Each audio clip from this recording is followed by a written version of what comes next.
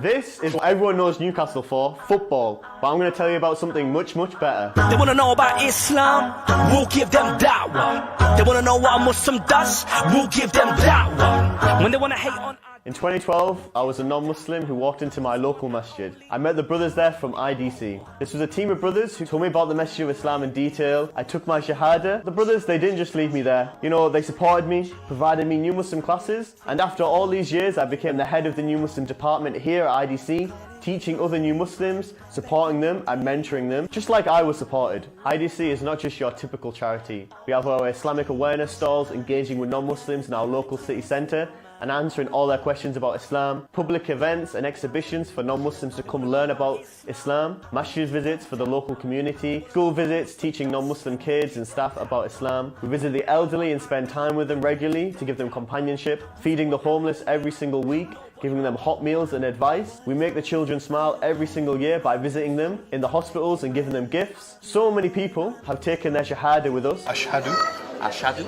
أن لا لا إله إله إلا الله. إلا الله. Because of this, we then provide new Muslim classes for them and support them on their journey. Please, please, please give whatever you can. Do you know how much you can afford? Better than myself. Some of us can give £10, some of us can give £500, and every single person that accepts Islam, you will get a portion of that reward. The Prophet, peace be upon him, he said that charity does not decrease our wealth. So brothers and sisters, believe in those words and give for the sake of Allah. And Allah, inshallah, will increase it for you. Click the button and donate now. They want to know about Islam, we'll give them da'wah. They want to know what a Muslim does, we'll give them da'wah. When they want to hate on our deen, we'll give them da'wah. Assalamu alaikum wa rahmatullahi wa barakatuh, brothers and sisters. This is Newcastle Fast FM, and you are tuned into a very special show called From Darkness to Light with myself, Richard Coupland. Alhamdulillah, my show is sponsored by Richard McLeod, and Newcastle Fast FM is sponsored by a number of different sponsors that you can see here. I want to thank every single person for tuning in today, and inshallah today we're going to have a very special guest, which is going to be my wife, and we're going to have a very special topic. And today's topic is going to be about being a Muslim in the workplace. So what I want the listeners to do is to drop any comments in the chat of experiences they've had in their workplace being Muslim, any tips that they have with regards to any issues somebody may face and how we can help them. And inshallah, as we go through the show, we want your commentary and we want your feedback.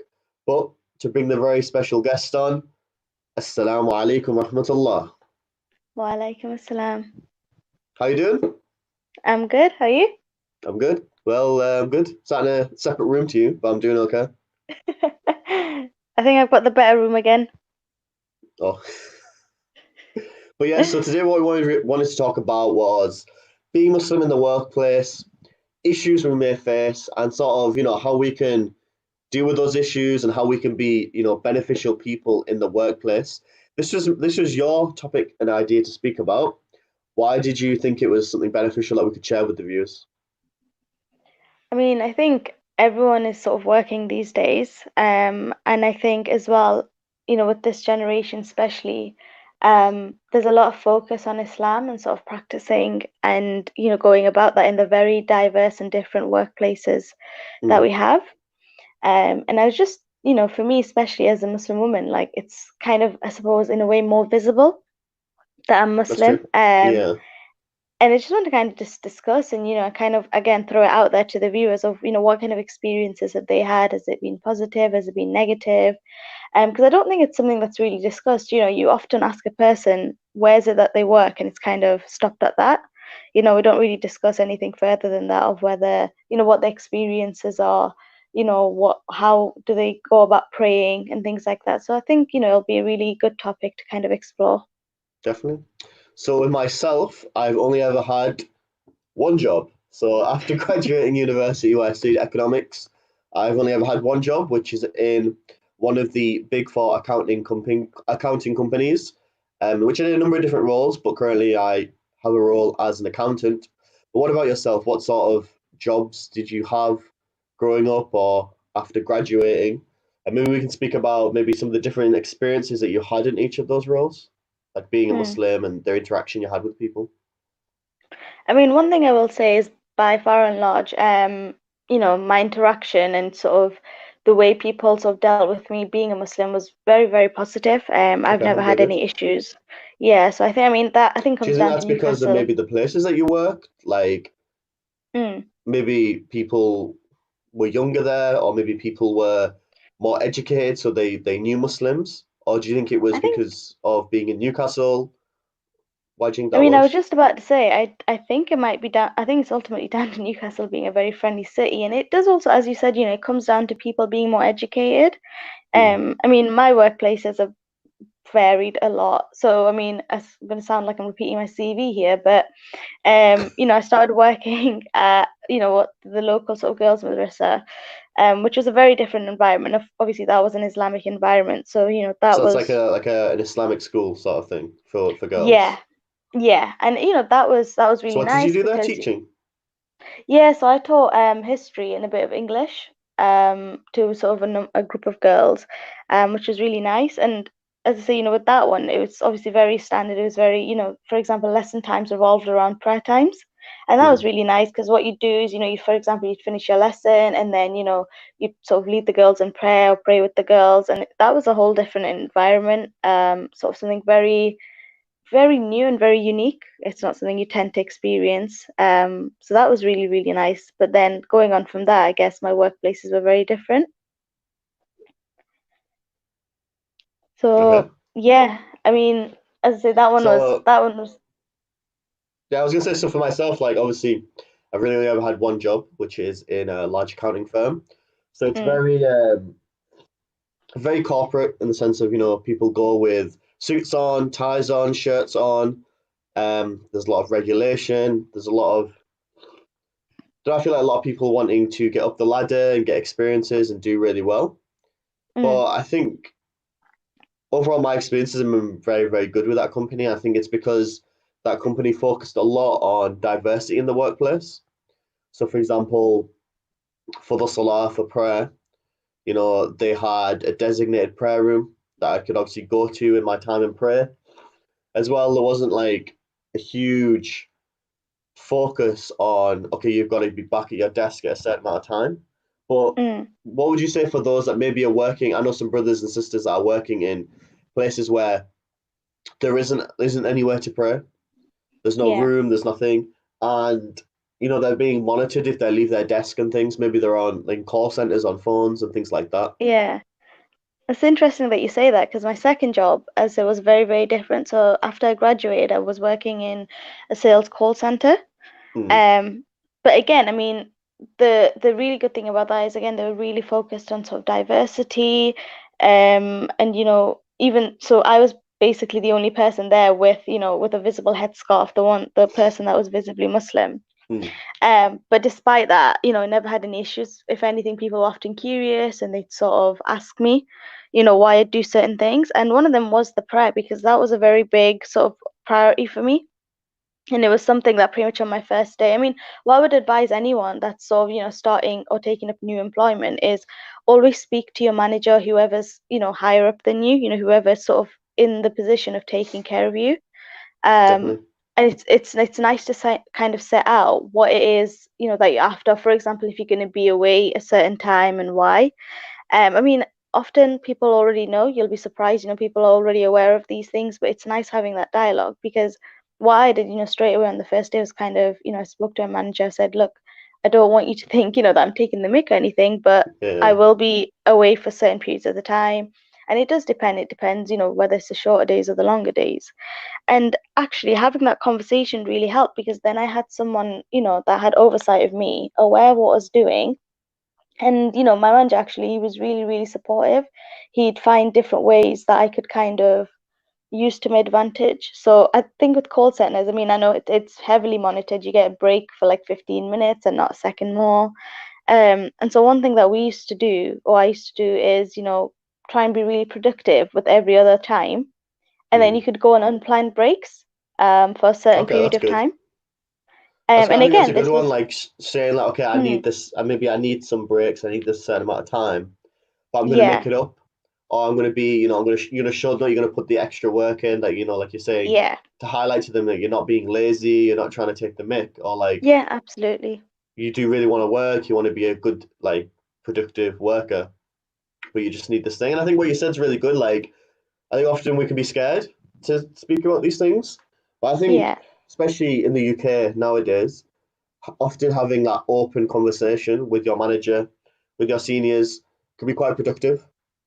Yeah. Um, and often we can be worried about that, but sometimes it's having that open conversation, saying, "Look, I need to do prayers at certain times." Um, because the reality is, if that's not okay with them, then you should think about leaving that job, because if they're not willing to respect you and your beliefs and your practices, then it's not really a good workplace, I'd say. Yeah, and as I say, especially with the regulations and the laws and things like that, this country, you'll find very few people that are hostile to you, kind of Mm, wanting those, I wouldn't say advantages, but just having that bit of extra time to go pray. And again, I just think it just takes the weight off you, because then, you're not feeling guilty, you're not feeling like, you're kind of maybe doing something that you shouldn't be doing. And mm, as I say, often, a lot of people will facilitate to help you. So I remember, when I spoke to my manager, again, with the unplanned break thing, it was just never an issue, because my unplanned break would be higher than everyone else, but it'd be totally yeah, fine because he was aware of why. why that was Um, there.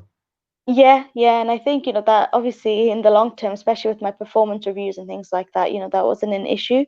So the key thing is just keeping sort of everyone, your team or your manager in the loop, and just, making sure that they're aware. Definitely good. So you had a comment here. Here's what I like to say when going to the prayer room to pray Salah. Just popping down to make a long distance call. This is quite a cool comment. Um, Sister Salwa, she put here that I always tell management from the very beginning the do's and don'ts before taking the job. I think it's important, like you said, what you did is when you had the job, you spoke to them about the issues and things that you may need to do. But she mentioned that even though there is agreement, sometimes it can maybe be testing. I think that's Mm. important. Like, what advice would you give to people that are not necessarily in the UK or in certain companies that are like that? Maybe they're in some European nations or other countries in the world where maybe people aren't as receptive. Hmm. I think that unfortunately there will be some cases like that, and there will be some people that, aren't appreciative of that. But I think, it's again, it comes back to our, what our Prophet ﷺ always kind of, encourages us to do, which is, be good in character.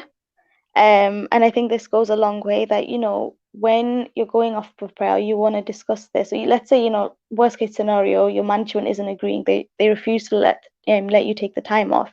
If we in good character try and explain to them why, and if we take it in good faith, I think that goes a long way. Definitely. Because the more of us that do this, the more common it'll become, and the more normalized, rather than just one person. Whereas if we take the easy path and just try and hide it, and maybe try and do our prayers in secret, or just don't mention it because we're afraid, we might get some kind of, stick for it, it's not Mm. going to help anyone in the long run. I think as well, what a good tip is maybe looking at the prayers and trying to be flexible. So obviously with the salah, the prayers, obviously there is a window to pray.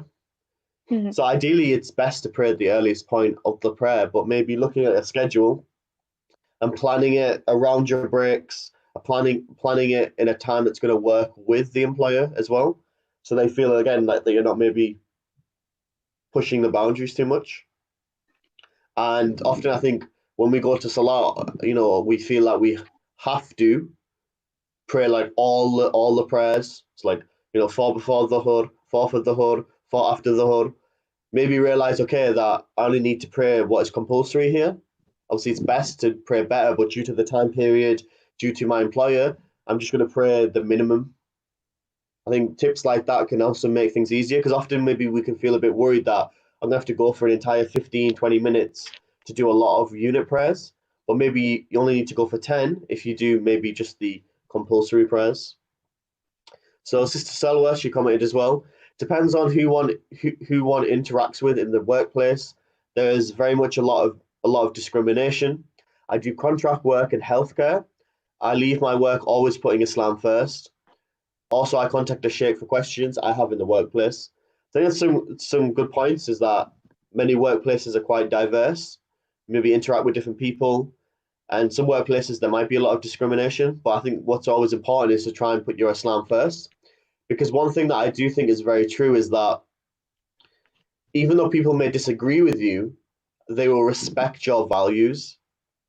You know, if you're quite clear my values and this is what I believe and this is what I hold to be correct, I feel Yeah. often people respect that. Whereas somebody who's maybe lackadaisical on their values, so maybe they let things go, they do things they shouldn't do. People maybe not respect that as much. Yeah, no, I agree. I think again, if you set those boundaries from the start, and if you just let people know, almost in a way that, kind of saying, right, I'm not going to change, just because you're different, this is who I am, this is what my religion teaches me. You'll find that actually a lot of people are very positive to that and are very accepting.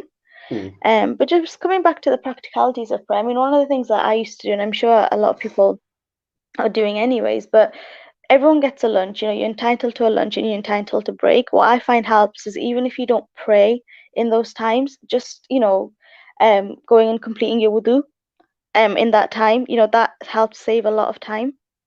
And then it just means that, when you are going off to pray, that's maybe not within a break time or lunch time, it does make it shorter. Definitely, that's a good one as well. I think often I would make it in the morning, so I wouldn't have to make it at work, and that wouldn't have to cause extra issues. That's a good one. It definitely, yeah, it definitely saves a lot of time. But as I say, it's interesting. So that was, that was my second place of employment. Hmm. And then my subsequent employment, again, Did you have a I've prayer had room there? very, Like, where did you pray in random rooms? yeah, no, so with the call center, they had a really big prayer room, and what was really nice, Okay, I've not come across this anywhere else. Within the prayer room in the corner, they had a sink attached to the floor. And okay, nice. it was where you could do wudu. Because that's some things that many brothers I know that they didn't have a place, so they were praying at the bottom of stairwells Mm, and trying to pray in random rooms without people knowing. But I know for many of them, when they were very, they spoke to the management, they told them the situation, they mm, would often give them a room, maybe an office room that wasn't being used, maybe a spare yeah. cabinet room, in order to help them. I can relate to that because my current place of employment is pretty much the same. I mean, it wasn't, and no one did it on purpose, but what happened was when the building was created sort of 10, 15 years ago, back then, obviously, maybe they didn't need a prayer room or they didn't need what you call a quiet room. So I had nowhere to pray, and I was kind of praying in sort of I think it was the emergency fire staircases and things like that, All which right.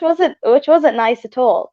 Mm. But one thing that I really really love again about the team and about how receptive people are is when I told my manager this, she was horrified. And she was like, "You, this is not on. You can't do this. Don't worry, we'll find you a place."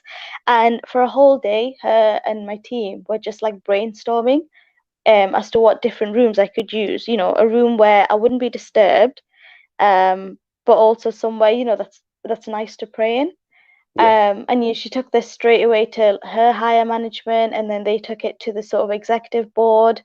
I mean, we found a place. It still isn't ideal, but I know that having spoken about it and having raised the issue that there's not a prayer room, they've now taken that into account. So when the building is hopefully going to be renovated, maybe within the next few years, it's something that they're saying they're going to look into to try and include. Okay. Well, that's pretty good. Comment here. Self-respect gains respect from others. Alhamdulillah. So I think that's a good point. That you have respect for yourself and you stick to your values. I think often people will respect that. Definitely agree with Mahida. No, 100%. You kind of represent, and as well, we represent Islam. We always talk about Islam as an abstract thing, but in reality, we are the ones representing it. And if you stick to that, I mean, one thing I always I kind of laugh at is when I was working at the call center is I was in a team full of young people, and they like to, for example, do things. They like to go out and drink. They like to Hmm. go out at night, but it was something that I wouldn't do. And it was nice in the sense that even though I didn't do that, they never made me feel excluded. They never made me feel that I was different. That's You good. know, if anything, they'd sort of, they'd ask me, they'd be like, "Oh, what's it like? How is it like not drinking and things like that?" And it even though it was a bit, it's a bit banter, it Mm. encouraged that dialogue and kind of, show the other side. So definitely, But I I think it's a think, good question. Like, obviously, one of the things we talk about you may face is obviously the prayer, and it's how to mm, arrange that and things like that. But how would you maybe, explain Islam to your colleagues or communicate Islam in the workplace? Because I think, especially in the UK, maybe other countries, it's sort of something that, religion and faith is something that's not really spoken about in the workplace. It's sort of taboo. It's sort of, mm, you shouldn't speak about it. But I think people can maybe not understand other people. Like, for example, like you're saying there, for me myself, even though I don't really realize it because I maybe don't necessarily look Muslim, but I do sort of feel like, especially now that a lot of people will look at me and be like, think about Islam, or maybe think what I mm. do may represent the religion. So, do you find it difficult to speak about your faith or to share it? I mean, I think for me and for anybody like me who wears the hijab openly, I think in a way we have it easier because we're visibly Muslim. Hmm, And so, expect and a level of respect comes with that as well. As I said, people will be careful about talking about certain things in front of you because, they're aware, for example, that we don't drink or certain things aren't permissible. So there's that element to it. But also, because we're visibly Muslim, for example, when it's the month of Ramadan, you know, automatically people will ask you questions about, what's it like to fast, not even water, that infamous question. And it just gives you an opportunity, even though it's only like technically small questions, you can answer and you can again increase their knowledge.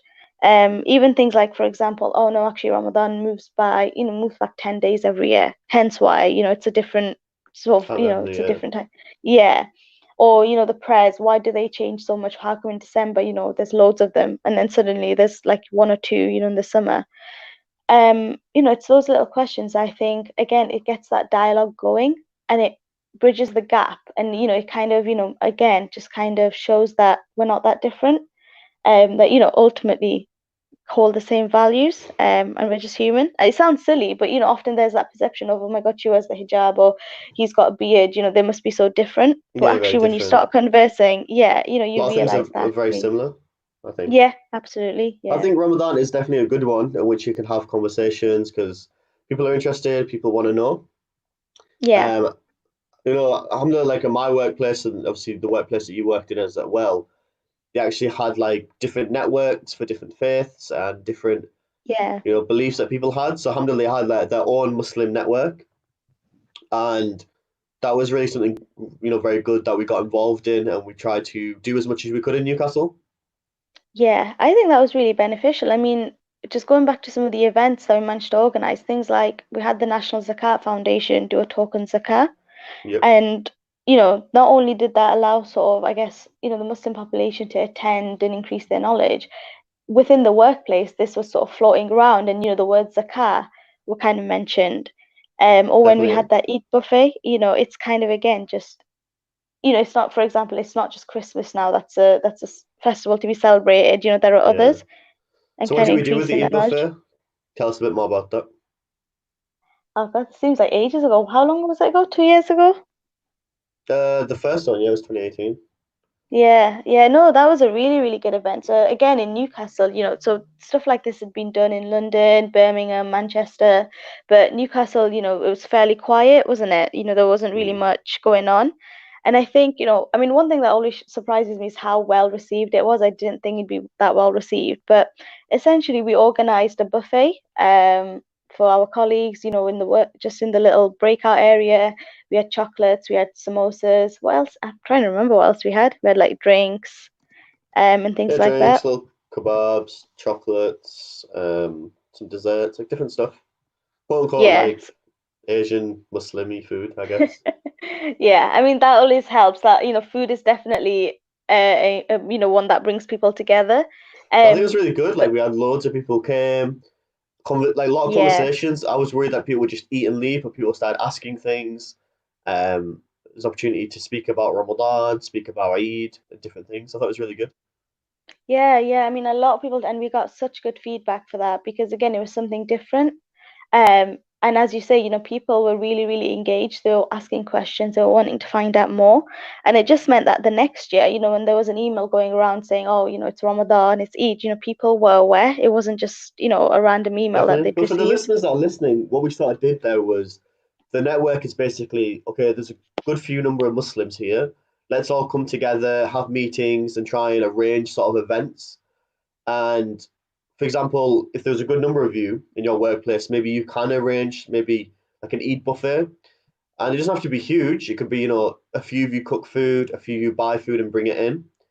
But for example, if somebody's the only Muslim in their workplace or there's not many Muslims, I know many brothers, what they used to do is that on Eid, they would specifically bring some sweets, bring some cakes, bring some, food, and they would give it to their colleagues. They'd be like, oh, it's Eid, it's Ramadan, here's some food. But again, it doesn't have to be massive. Some of them were just bringing small sweets in and giving them out, just to sort of, let people know what's going on and maybe why they're doing certain things. Absolutely. I think that goes a long way. Again, just to highlight, some often what we tend to do is we sit quietly as, Eids go by, Ramadan goes by. And then, at the same time, we'll always wonder why are people not more knowledgeable and more wary about, what's going on.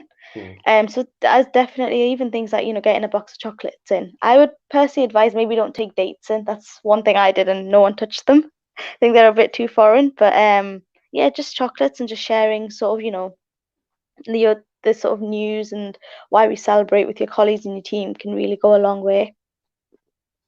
Definitely. 100%. So as well, I think if you start with that small effort, things can grow. So, for example, we did that event for National Zakar Foundation, just in Newcastle.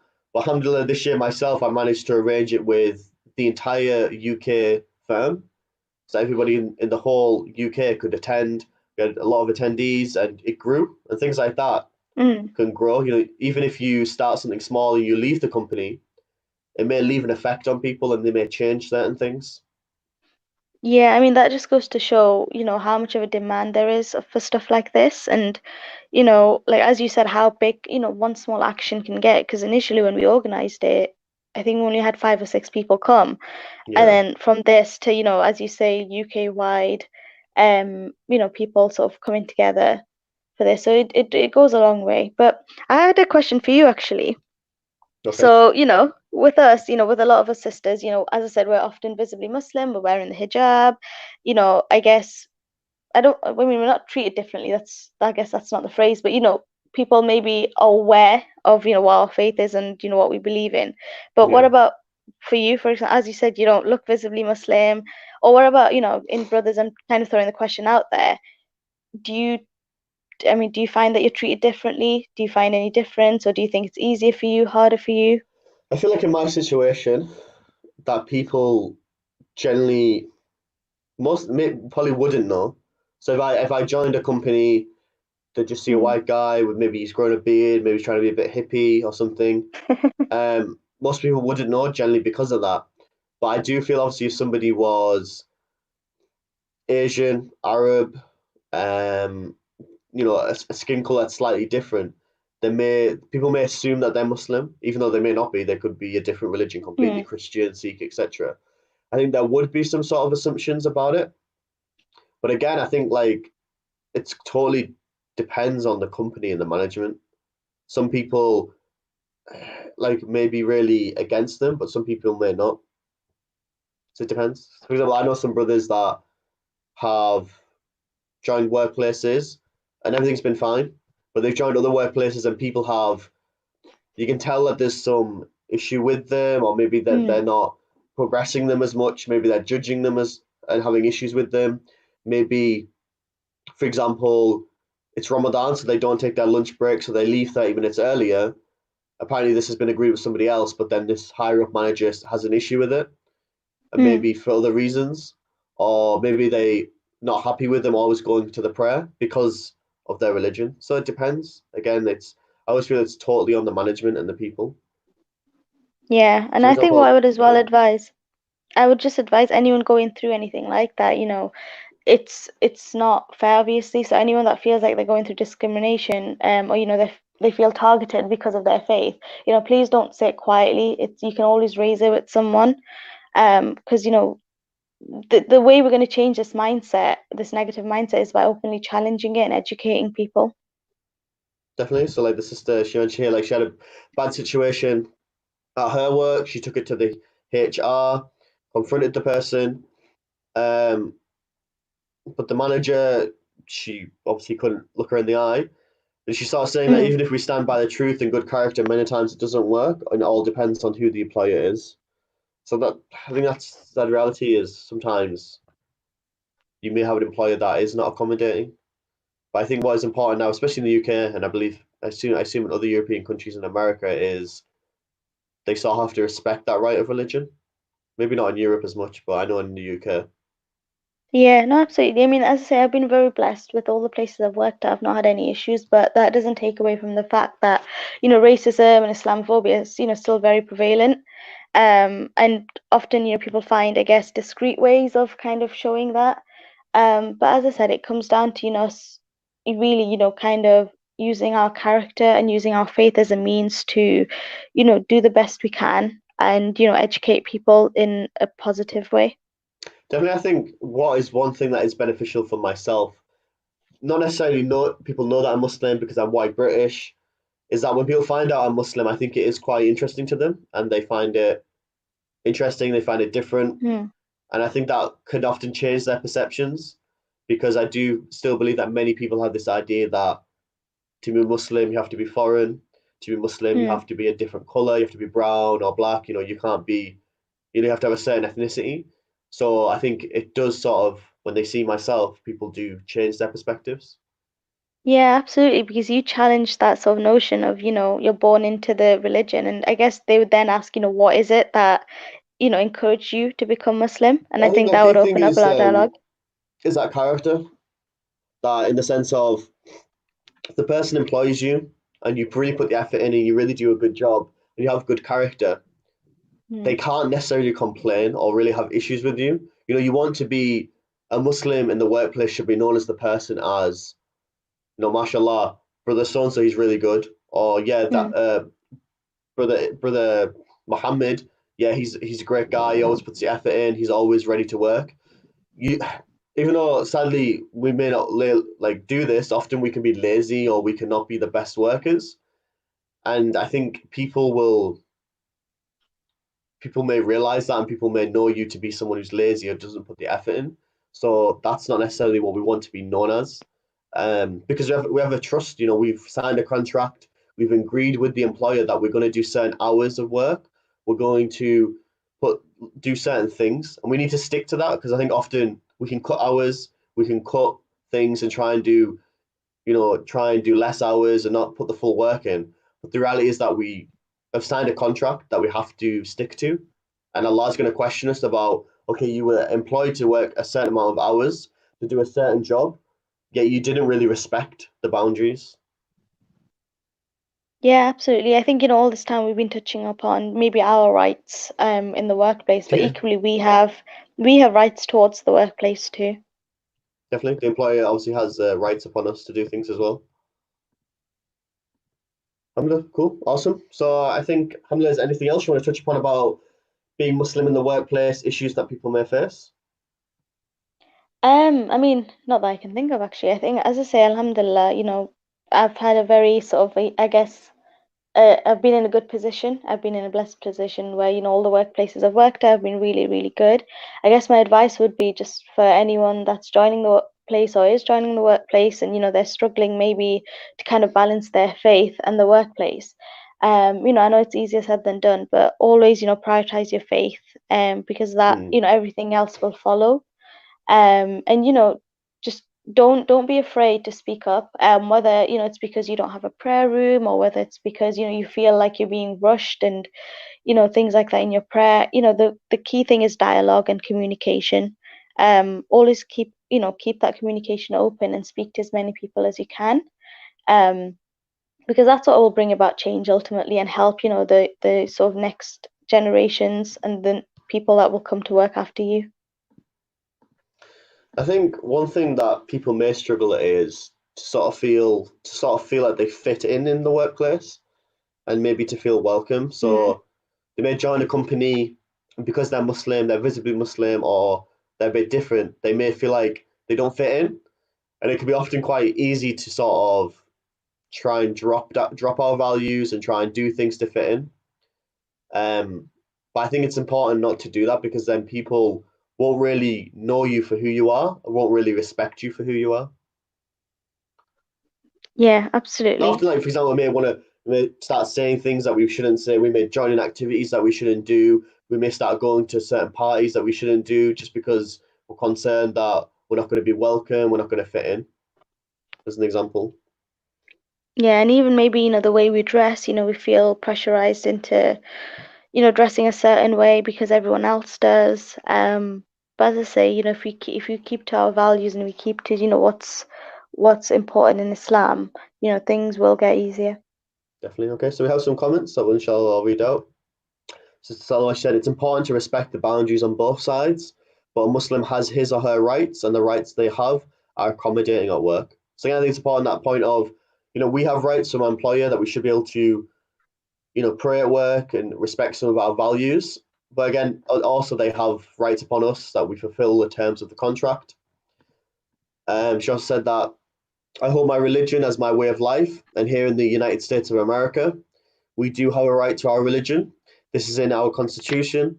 I actually make all my prayers at the very beginning with Sunnah, and have not had a problem with the prayer. They know they cannot voice this. We are at a will state, meaning they can let you go for no reason. So I think that's great news. I think that's great that you have the ability to do your prayers, and I think that probably came from Sister Selwa. You may be sticking to your values, like you said. Before you take the terms of employment, you would highlight things that you need to do, and I think that's important. If you're in the interview stage, mention to them, okay, I'm a Muslim, and I may need to take 5, 10, 15-minute breaks to pray. Is that okay with you? I think it's, be upfront with people. And I think if people don't want to accommodate that, then that's not, Allah hasn't decreed that for that to be the place that you should work. Rather, there are many other jobs, inshallah, and you should maybe look elsewhere.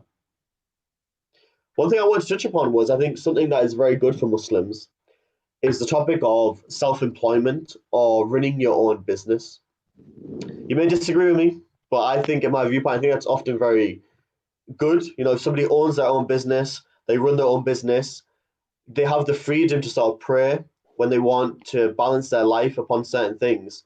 And as well, that entrepreneurship amongst Muslims allows them to employ other Muslims who can work in similar conditions.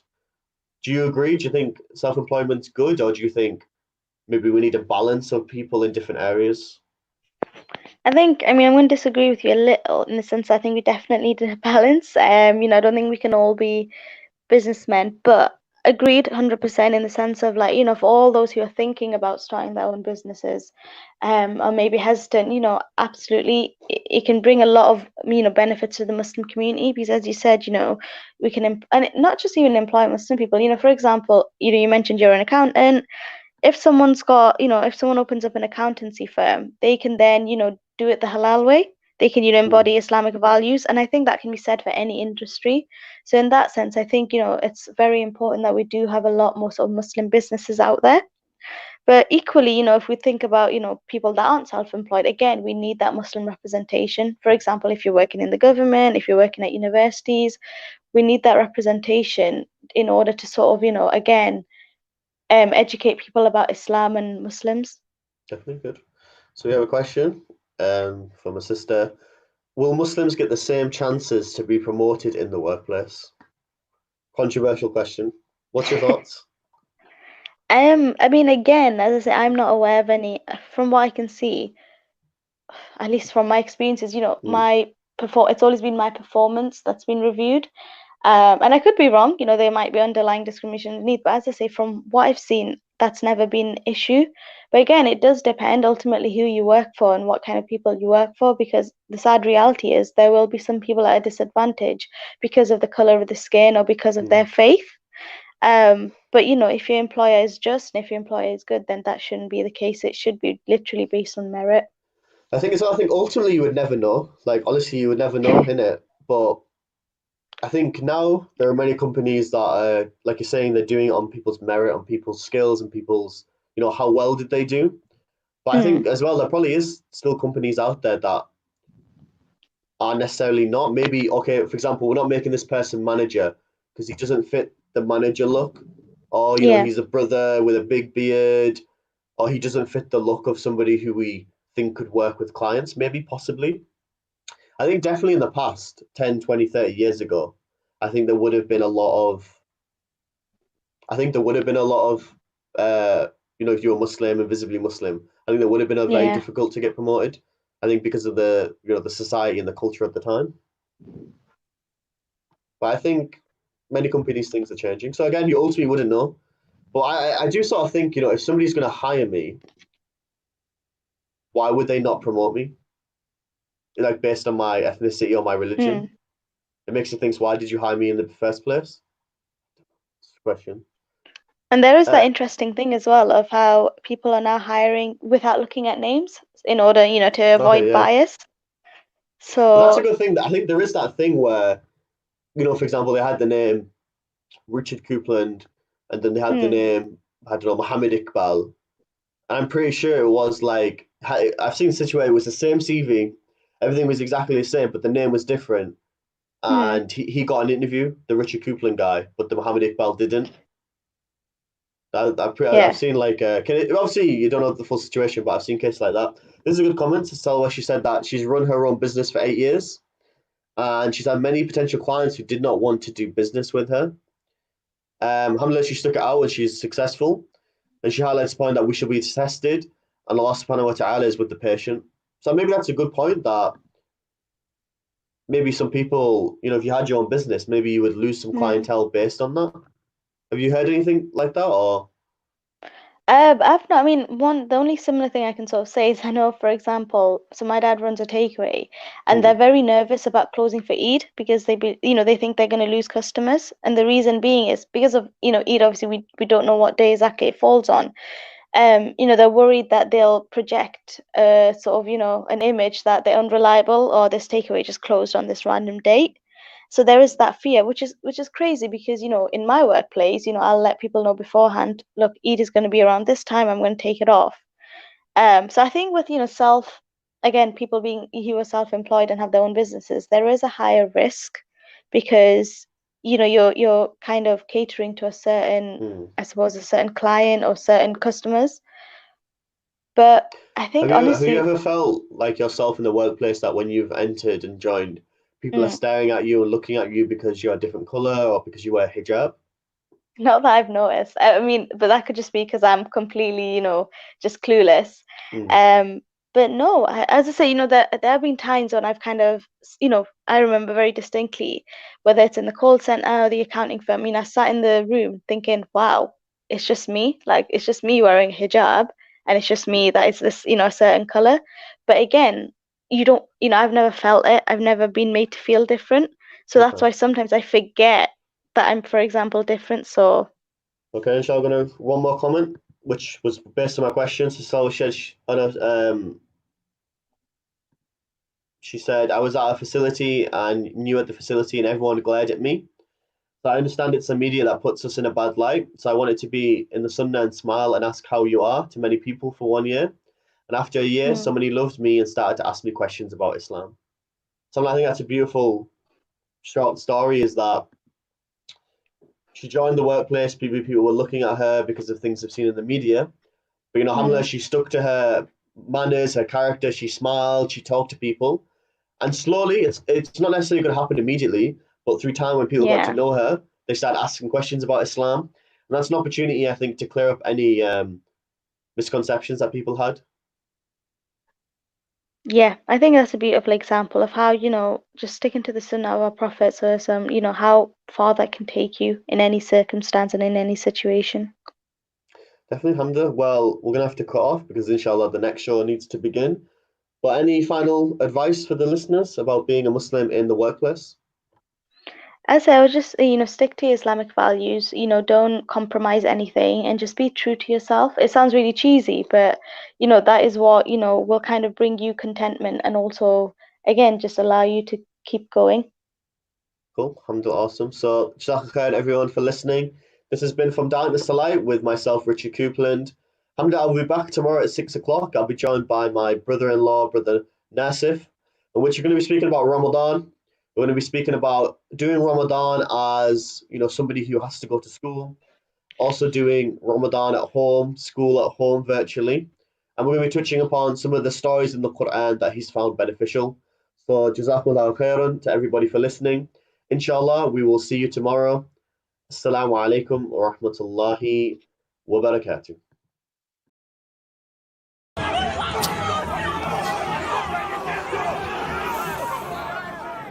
Assalamu alaikum wa rahmatullah. Don't you just hate it? Every time you switch on the TV, scroll through Facebook, or read a newspaper, it's Muslims have done this and Muslims have done that. They're barbaric, this religion is dangerous, etc., etc., etc. The saddest thing is that so many people out there believe it. It's people like you and I who need to dismantle these misconceptions by showing how beautiful Islam is.